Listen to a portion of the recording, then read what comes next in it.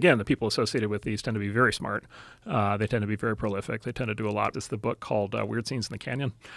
Canyon, it was like ground zero. There was like this moment where it's like Jim Morrison, The Doors, and Crosby, Stills and Nash, and Frank Zappa, and was it John Phillips, and was the Mamas and the Papas, and the Byrds, and the Monkees, and like all of these like iconic bands of that time basically catalyzed over about a 2-year period in Laurel Canyon. The evidence for the theory is that there was an Air Force military propaganda production facility at the head of Laurel Canyon called Lookout Mountain. It was a production facility for film and music. But by the way, so one is they had the production facility right there, right where all these musicians showed up. Two is the musicians, like a very large percentage of these young musicians were sons and daughters of senior U.S. military and intelligence officials. including Morrison. Including Jim Morrison, whose father was the head of naval operations for the Vietnam War at the time.